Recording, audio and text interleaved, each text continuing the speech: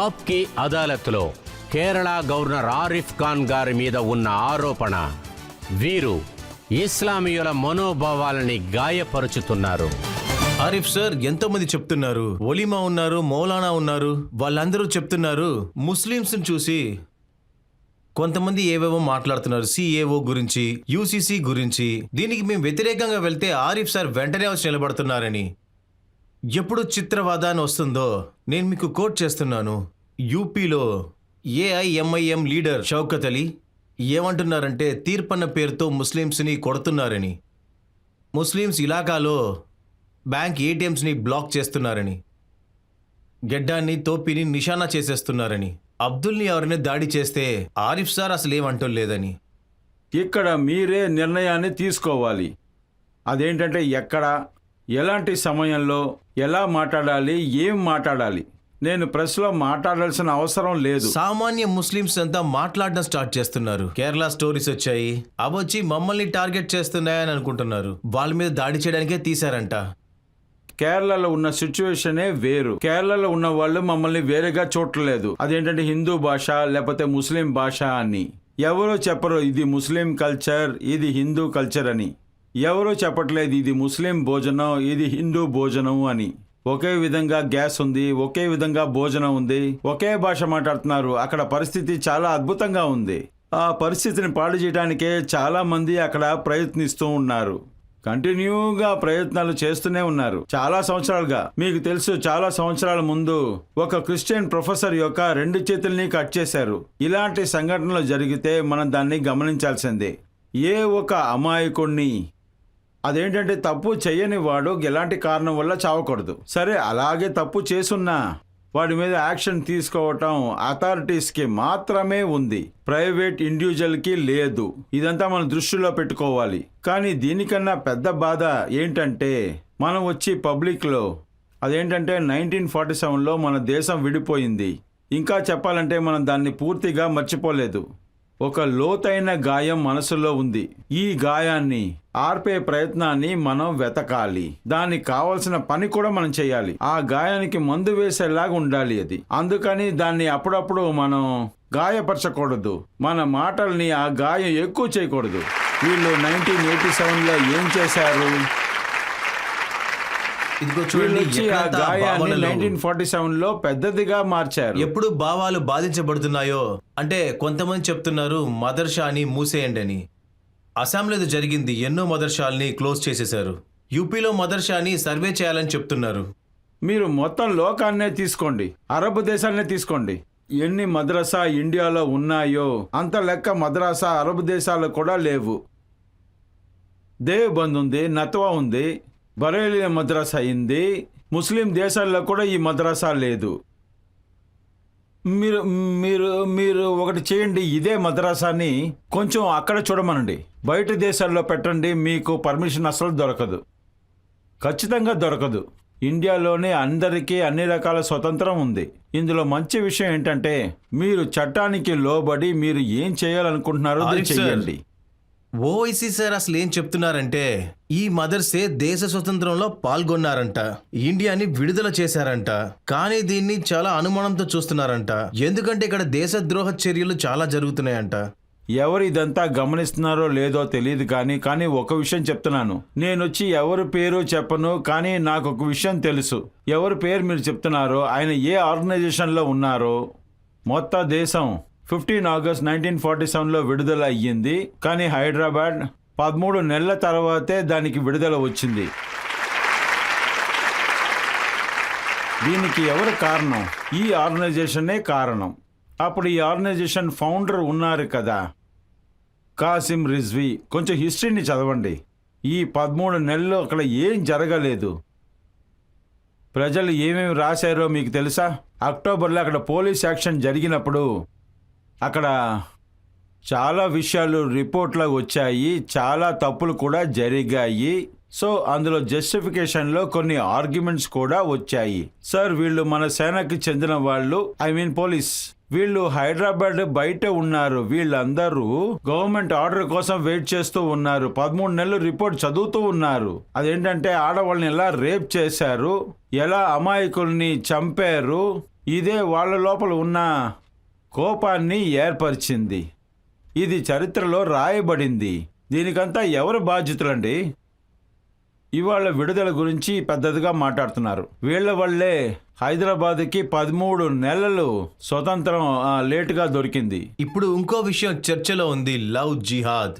ఆ, దాంతో కొన్ని రాజ్యాలు చట్టాన్ని రూపొందించారు.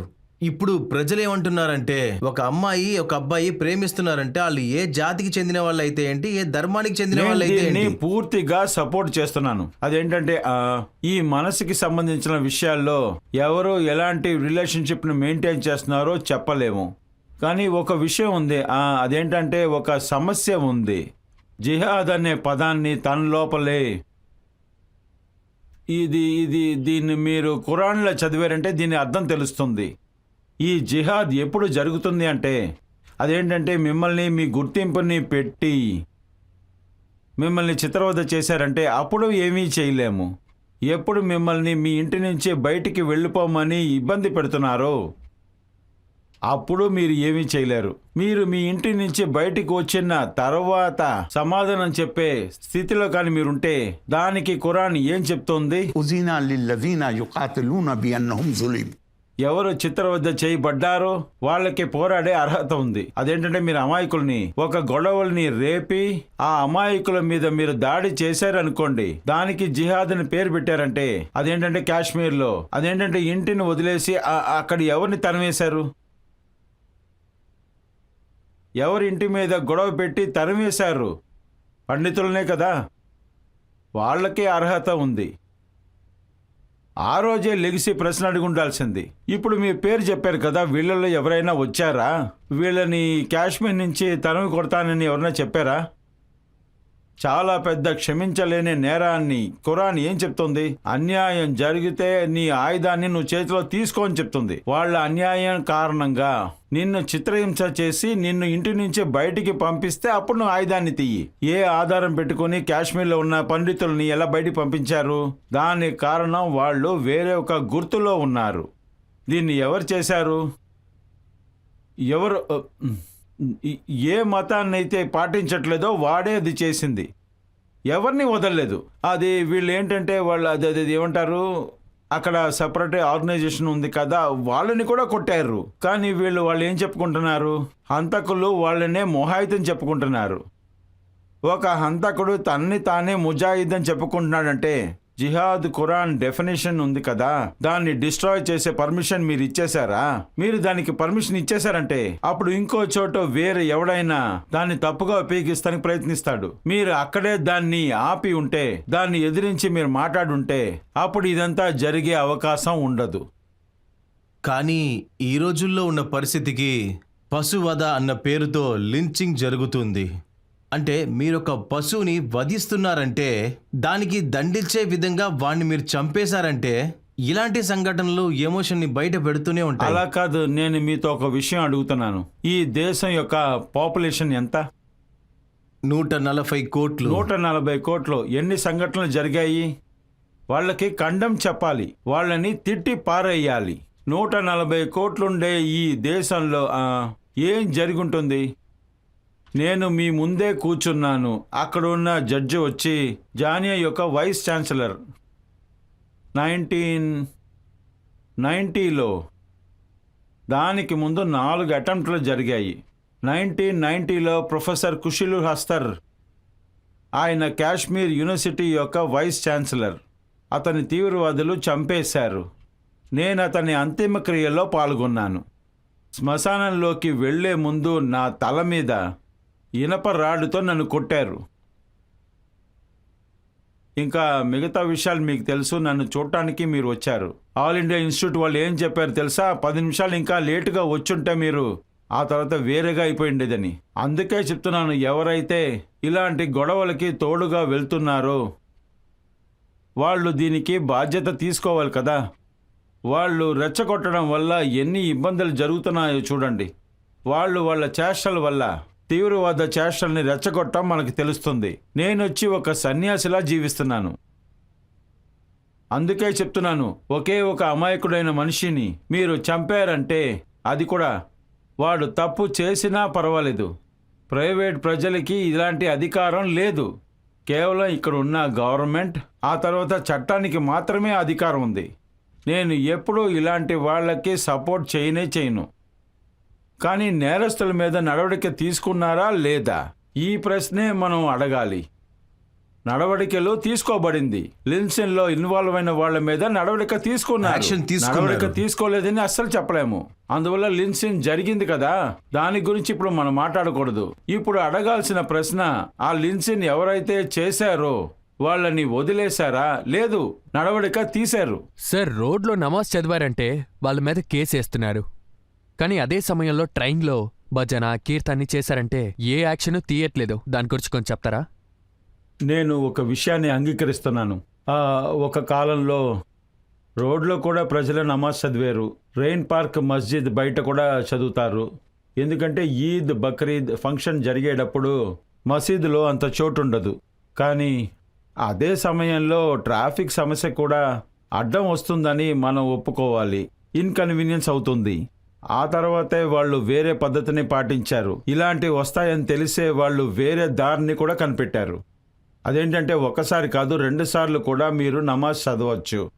ఆ తర్వాత ఇదంతా జరిగేది కూడా పబ్లిక్ స్పేస్లోనే అంతా జరుగుతుంది. కానీ ట్రైన్లో భజన చేయటం వేరే. ట్రైన్లో వచ్చి అదేంటంటే ఒక ఇండివిజువల్ పర్సన్ నమాజ్ చదువుతున్నాడు అంటే ట్రైన్లో చదవటం నేను కూడా చూశాను. వాడు నమాజ్ చేయడం ప్రారంభిస్తే వాడు పక్కన కూర్చున్న నాన్ ముస్లిమ్స్ అందరూ కూడా లెగిసి వాళ్ళకి చోటు కూడా ఇస్తున్నారు. అక్కడ ఎలాంటి గొడవలు జరగలేదు కదా. అది నేను నా కళ్ళారా చూశాను. ఎవరో చెప్పింది నేను చెప్పట్లేదు. నేను స్వయంగా చూశాను ట్రైన్లో చాలా మంది నమాజ్ చదవడం. ఇంకా నాకు ఇది కూడా తెలుసు. అది ఇక్కడి నుంచి చూసారంటే ఢిల్లీ నుంచి 120 కిలోమీటర్లు దూరంలోనే ఉంటుంది. మార్కెట్ ఉంది, ఒక చిన్న టౌను. మార్కెట్ వెనకాల ఒక గుడి ఉంది. మసీదు కాస్త దూరంలో ఉంది. నేను చెప్పేది 100% నిజం.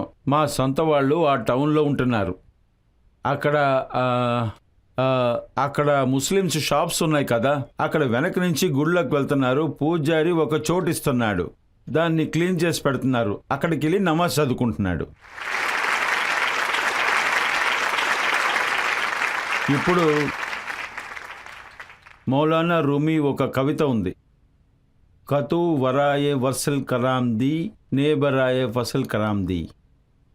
మనం ఈ భూమి మీద ఉండడం వలన మనం ప్రేమ కరుణ చూపిస్తూ అందరితో మనం ప్రశాంతంగా జీవించాలి. నేను నా జీవితాన్ని చెడిపి మిగతా వాళ్ళ జీవితాన్ని చెడిపి అందరి జీవితాలని నరకం చేయడానికి నేనేమి ఇక్కడ పుట్టనే లేదు.